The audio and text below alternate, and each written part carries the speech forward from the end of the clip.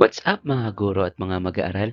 Humuli ang inyong online teacher, Sir Rolly Franco, para sa panibagong aralin sa General Science. Narito na tayo sa lesson number 10 para sa quarter 3. At ang ating topic ngayon ay patungkol pa rin sa climate change. At ito ay Impact of Climate Change on Philippine Ecosystems. Climate Change and Philippine Ecosystem and why nature's changes affect human lives. Sa Pilipinas, hindi lang balita ang climate change. Nararanasan natin ito araw-araw. Mas malalakas na bagyo, mas matinding init, mas mahabang tagtuyot. Ngunit ang tanong, ano ang unang naapektuhan? Bago tayo, ang kalikasan muna. At kapag gumigay ang ecosystem, tsak nasusunod na ang mga tao. At ito ang ating tatalakayin ngayon. Para sa lesson objectives ng ating aralin ay narito sa slide na to, maaari itong gamitin ng mga guro sa pagsasagawa nila ng daily lesson log. Magsagawa muna tayo ng pre-activity. So the teacher will divide the class into 2 or more sides. For example, marine versus forest ecosystem. So the learners will be given 3 minutes to prepare simple arguments. Each side presents short points, 30 to 60 seconds per student. The teacher facilitates quick rebuttals and summarizes the discussion. So here is the question. Which ecosystem in the Philippines is most vulnerable to climate change? For the assessment of the arguments, here are the criteria that can be utilized during this activity. Now, after the debate, this question will be given as reflection questions. 1. Why do you think we need to know and be aware of the present situation of the Philippine ecosystem? And how do you think climate change affects ecosystems around us? Let us now begin our discussion. Let's start with the introduction to Philippine ecosystem. Ano nga ba ang mga klase ng ecosystem ang meron sa Pilipinas? But first, balikan muna nga natin ano nga bang ibig sabihin ng ecosystem. So napag-aralan na natin to sa beginning of quarter 3. Ecosystem ay parang isang buhay na komunidad kung saan nagtutulungan ang mga halaman, hayop, tubig, lupa at hangin. So basically, it is the environment where living organisms can be found. Kapag may nasira sa isang bahagi ng ecosystem, nadadamay na ang buong sistema katulad ng katawan ng tao. Kapag may isang nag-fail na organ, ay buong organ system na ang maapektuhan. Ano nga ba ang mga ecosystems na matatagpuan sa ating bansa? Ang Pilipinas ay isa sa mga biodiversity hotspots ng mundo. Ibig sabihin, napakayaman natin sa iba't ibang ecosystem.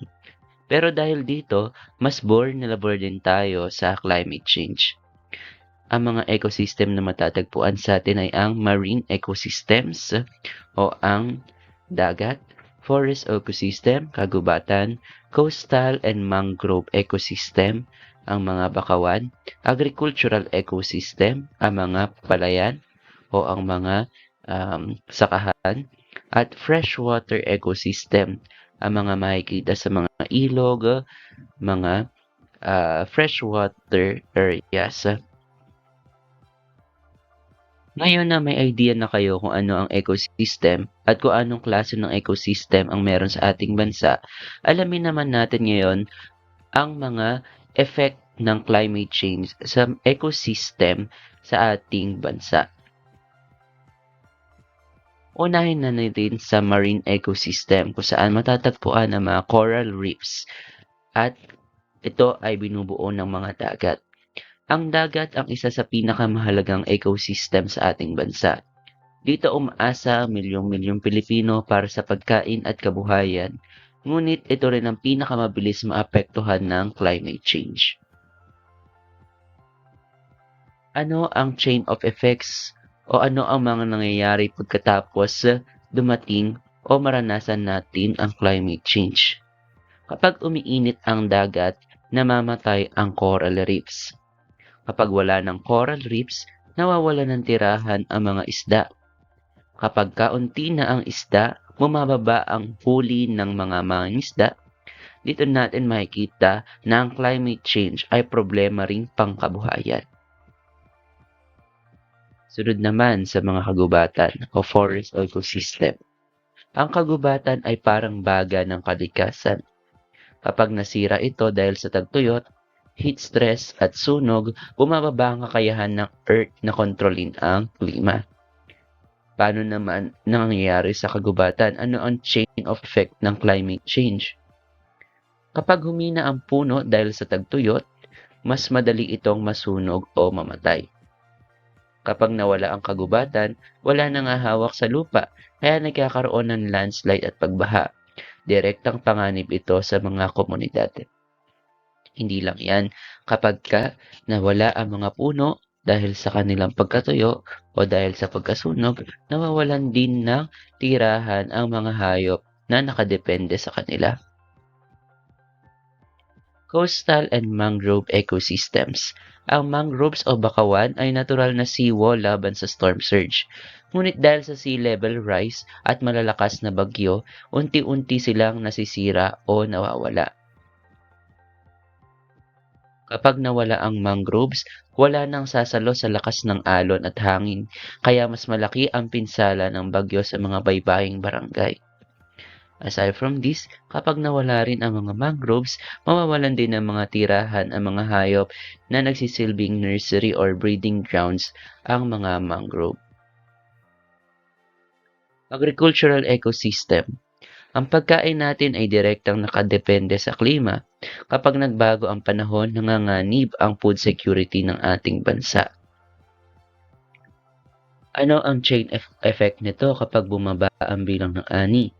Ang pagbaba ng ani ay hindi lang problema ng magsasaka. Problema rin ito ng buong bansa dahil tataas ang presyo ng pagkain at dadami ang nagugutom. Freshwater ecosystem naman. Ang ilog at lawa ay mahalaga sa inumin, irigasyon at isda. Ngunit kapag natuyo dahil sa tagtuyot, apektado ang buong komunidad. Bukod sa pagbaba ng level ng tubig mula sa ilog na maaaring makaapekto sa supply ng inumin at sa dami ng pwedeng mahuling mga yamang dagat dito, minsan ay nagkakaroon din ng soil erosion sa mga ilog at sa mga lawa. Dahil dito, lumuluwag ang ilog, lumalawak na pwedeng magdulot ng pagbaha. Ano pa ang kaugnayan nito sa mga pang-araw-araw nating buhay? Sa Pilipinas, ang epekto ng climate change ay hindi haka-haka. Ito ay mga totoong nangyayari ngayon sa ating bansa. Ang Pilipinas ay isa sa pinakaapektado ng climate change sa buong mundo. Mga halimbawa ng epekto nito ay ang coral bleaching sa Tubataha Reef, pagkawala ng mangrove sa Palawan, pagkonti ng ani sa Central Luzon, tagtuyot sa Mindanao, at pagkawala ng mga tirahan ng mga Philippine eagle. Hindi hiwalay ang tao sa kalikasan. Meron itong interconnection, ang climate, ecosystem, and human.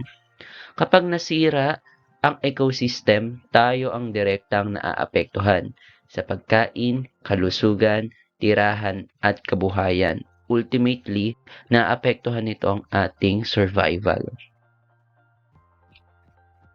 Bakit mahalagang malaman natin na may kaugnayan sila at bakit ang kaugnayan ng ito ay mahalaga? Kapag naiintindihan natin ang kaugnayan ng klima at ecosystem, mas handa tayong gumawa ng solusyon, hindi lang panandalian kundi pang matagalan. Understanding ecosystem helps us to have a more preparedness during disaster, have sustainable development, and we will become more resilient on climate changes. Ang pangangalaga sa kalikasan ay hindi lang advocacy, pwede rin itong maging propesyon. Kailangan natin ng mga eksperto na katulad ng mga nakalista na magtatanggol at magpapanatili ng ating ecosystem. Kabilang rito ang mga sumusunod: marine biologist, environmental planner, agriculturist, forest ranger, environmental lawyer, at ecotourism manager. Malay ninyo, isa sa inyo ang maging profesional katulad ng mga nabanggit na ito, at isa kayo sa mga magiging susi upang mapanatili ang kagandahan ng ating kalikasan. Dumako na tayo sa mga gawain at pagsusulit. First, application activity. Let's have this scenario. A coastal town faces coral loss and declining fish catch. Dito, makikita natin na ang science ay ginagamit sa tunay na buhay, sa pagpaplano, pagdedesisyon, at pagliligtas ng komunidad. So, sagutin lamang ang mga tanong kaugnay sa binigay na senaryo. Next, ecosystem career connections. Kanina ay pinakita ko sa inyo ang mga professional na maaaring makatulong sa pangalaga ng ating kalikasan. So each learner selects one career and writes a short reflection by answering the questions given on the slides. So yung ulitin ko lang, ito yung mga careers connected to ecosystem. We have marine biologist, environmental planner, agriculturist, forest ranger, environmental lawyer, and ecotourism manager. Para naman sa inyong performance task, students will choose one output to show how climate change affects Philippine ecosystems and human communities. So here is the first option, advocacy poster. Show one Philippine ecosystem, including climate change factor, ecosystem impact, human consequence, and simple call to action by making an advocacy poster. Option B, video blog or vlog. So 2 to 3 minutes vlog and explain a real climate change impact in the Philippines and answer these two questions. Or you may create an ecosystem impact map, a visual diagram showing climate factor, ecosystem, and humans. That's like chain of effects. Must include one least real Philippine example. This task is not about perfect artwork or video quality. It is about understanding, empathy, and responsible citizenship. So here is the rubric that will be the basis for grading your output.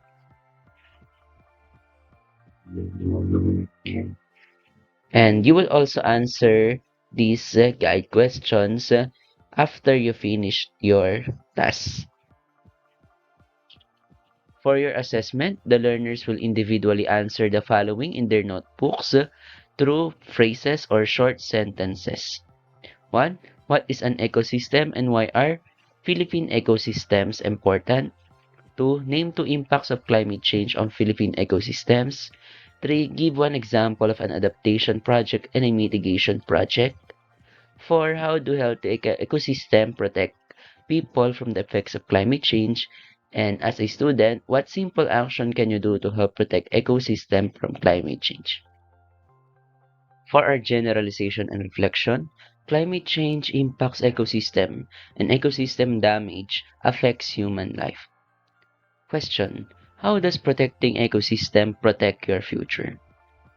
Ang pangangalaga sa kalikasan ay pangangalaga rin sa sarili at sa susunod na henerasyon. Ang kaalaman ay simula ng aksyon. Diyan nagtatapos ang ating topic about sa climate change and its effects on the Philippine ecosystems. Maraming salamat sa development team of this lesson exemplar kung saan ibinase ang ilang bahagi ng discussion video na ito. Once again, I am your online teacher, Sir Rolly C. Franco. Huwag kalimutang mag-subscribe, mag-share, or mag-comment sa aking YouTube channel kung may katanungan kung paano makakahingi ng kopya ng presentation na ito. Maraming salamat sa inyong panonood.